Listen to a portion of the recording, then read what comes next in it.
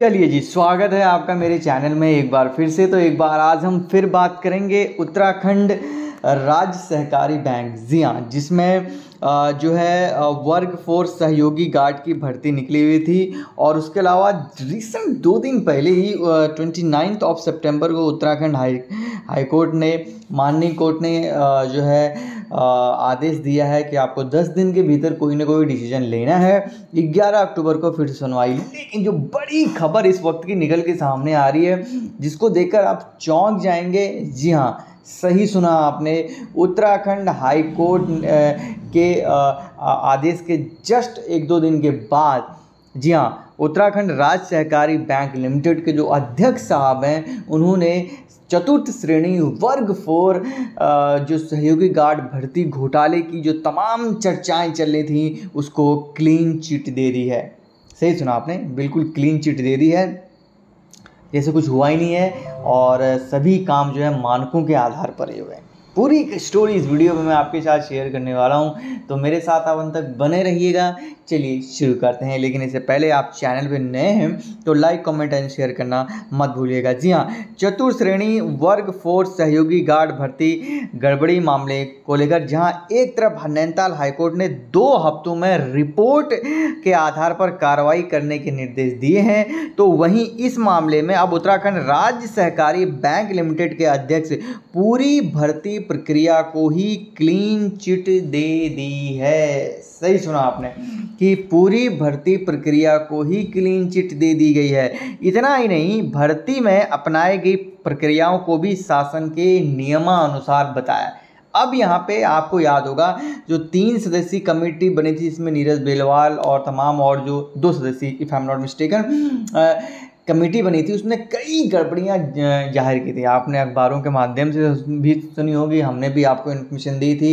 अब रिपोर्ट सही है कि या ये सही है या फिर क्या सही है, ये तो जब तक रिपोर्ट सार्वजनिक नहीं हो जाती है तब तक जो है चीज़ें नहीं निकल के सामने आएंगी। लेकिन जिस तरह से अध्यक्ष साहब ने पूरी की पूरी रिपोर्ट को ही भर्ती प्रक्रिया को ही क्लीन चिट दे दी है, कहीं ना कहीं सवाल खड़े उठते हैं। अगर यही क्लीन चिट देनी थी तो पहले ये कहाँ थे, और जब हाईकोर्ट का डंडा पड़ा तब जाके ये चीज़ें सामने निकल के बाहर आई हैं। तो आप देख सकते हैं यहाँ पर जो उत्तराखंड राज्य सहकारी बैंक लिमिटेड के जो अध्यक्ष साहब हैं, उन्होंने जो है बड़ी गड़बड़ी जो कि हुई थी चतुर्थ श्रेणी भर्ती घोटाले में, कानूनी जो प्रक्रिया में फंसी थी 3 जो जिले थे, जिसमें से आपने देखा कि उधम सिंह नगर, देहरादून और पिथौरागढ़ में जो भर्तियां हुई थी, काफ़ी अनियमितताएं उसमें पाई गई थी। हाल ही में नैनीताल हाईकोर्ट की तरफ से भर्ती प्रक्रिया के लिए बनाई गई 3 सदस्यीय कमेटी की जांच रिपोर्ट के आधार पर दोषियों के खिलाफ कार्रवाई के निर्देश दे दिए गए हैं। 2 हफ्तों के भीतर इस पे डिसीजन लेना भी है। लेकिन इससे पहले ही राज्य सहकारी बैंक लिमिटेड के जो अध्यक्ष हैं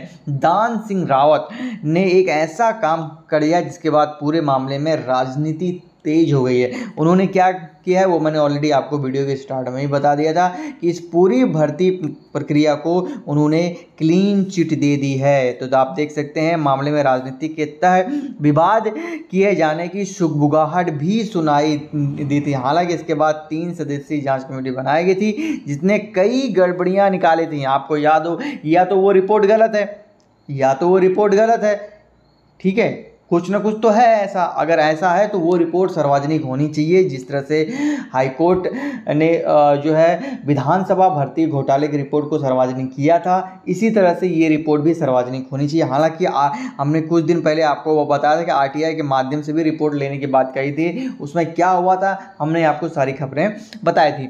यहाँ पर आप देख सकते हैं नैनीताल हाईकोर्ट ने भी इसका रिपोर्ट का हवाला दिया था। अब यहाँ पर पूरा मामला क्या है, पूरा मामला ये है कि यहाँ पर आप देख सकते हैं जो कि अध्यक्ष साहब हैं उन्होंने क्या कहा है कि सहकारी बैंक लिमिटेड के जो अध्यक्ष हैं दान सिंह रावत ने बड़ा बयान जारी करते ही सवाल खड़े कर दिए।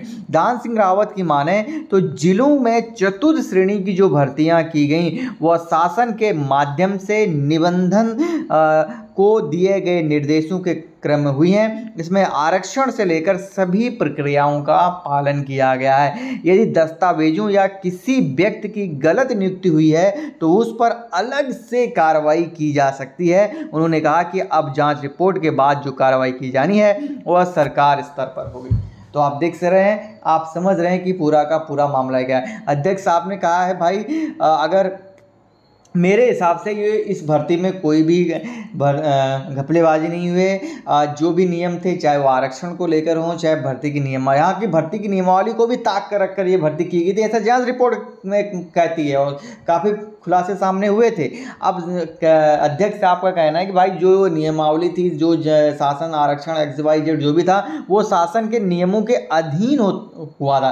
अगर उसमें कोई भी व्यक्ति अनुचित तरीके से भर्ती हुआ तो कार्रवाई उस पर की जाएगी, पूरी भर्ती जो है निरस्त नहीं होगी, ऐसा इनका कहना है, लॉजिक जो ये कह रहे हैं। लेकिन फिर घुमा फिरा के बात उन्होंने फिर वहाँ यहाँ कही। उन्होंने कहा कि अब जांच रिपोर्ट के बाद जो कार्रवाई होगी शासन स्तर यानी कि सरकार के स्तर पर होगी।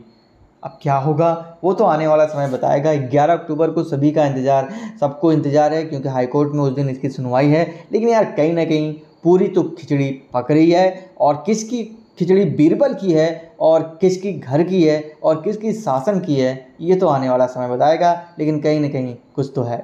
बाकी आप क्या सोचते हैं इस बारे में कमेंट सेक्शन में मुझे बताएं ज़रूर। वीडियो अच्छी लगी हो तो लाइक कर दीजिए, और चैनल पे पहली बार आएँ तो सब्सक्राइब करना मत भूलिएगा। धन्यवाद।